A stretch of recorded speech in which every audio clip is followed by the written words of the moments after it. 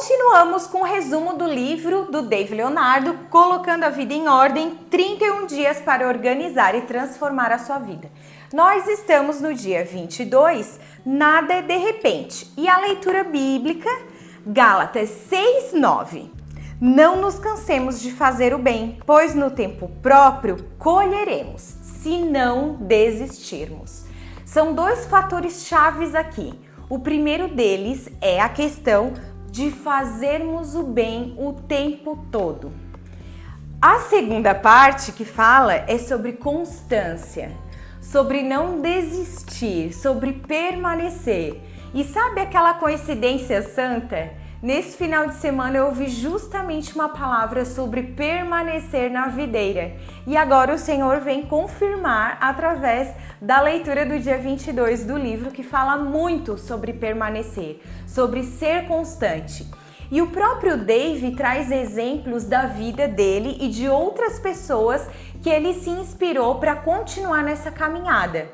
Ele até diz que o sucesso, ele não é fruto de alguém extraordinário, de alguma situação fora da realidade que acontece assim de maneira de repente.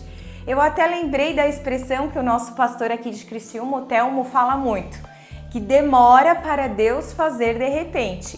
E o Dave usa uma expressão muito parecida, porque existe todo um processo que acontece até que aquela situação apareça como algo assim repentino. Nunca é. Sempre existe um trabalhar, um transformar, um processo que envolve dor, transformação, crescimento e por isso a necessidade da constância, do permanecer. Inclusive nessa palavra de domingo a gente ouviu que aquele que permanecer até o fim será salvo e não aquele que chegar em primeiro lugar. Então a constância ela é mais importante que a intensidade.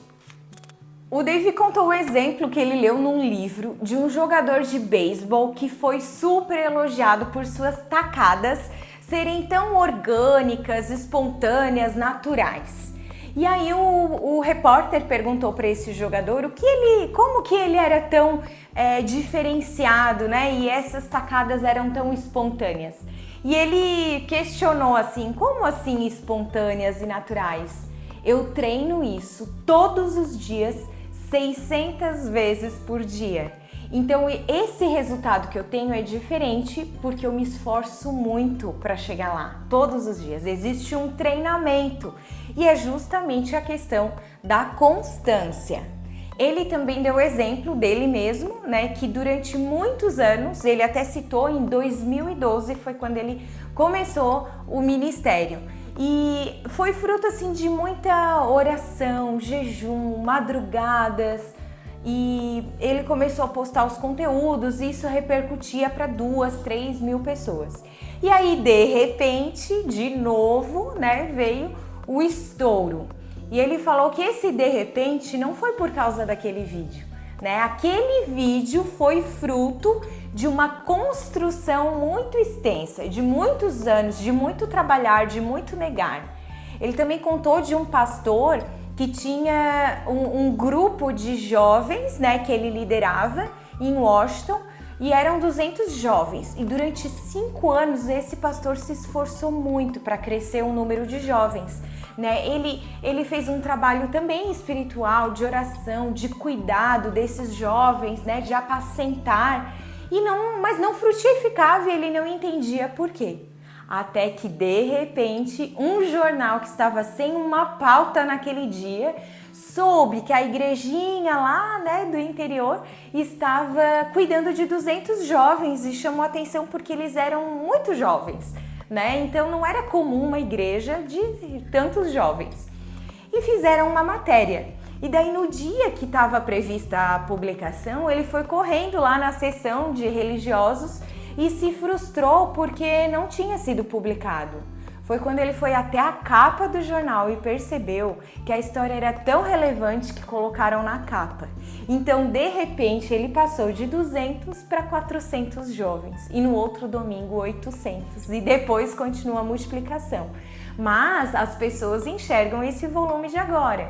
mas não imaginam que existe toda uma construção. Foram 5 anos apacentando as mesmas pessoas para depois vir esse grande resultado. Então, as melhores coisas que a gente ainda pode vir a desfrutar, elas demandam tempo e esforço da nossa parte. E esse esforço muitas vezes está relacionado a algum processo difícil, né, algum aprendizado que a gente precisa viver, e por alguns momentos possamos até pensar em desistir, em parar, né? E isso é justamente o que o versículo nos fala para a gente não fazer. A gente realmente não pode desistir, né? Precisamos prosseguir e lembrando sempre que aquilo que a gente conquistar é para a glória do Senhor. E aqui, para encerrar este capítulo, os passos práticos são 3. Analisar a sua vida e responder quais áreas você necessita de constância. E aqui ele descreve algumas delas, né? Pode ser até do aspecto pessoal, saúde ou mesmo espiritual. Busque nas escrituras versículos sobre constância e perseverança e coloque em post-its pela sua casa. E após um mês trabalhando de maneira focada em cada área, faça o balanço do que conquistou até ali e do que pode melhorar.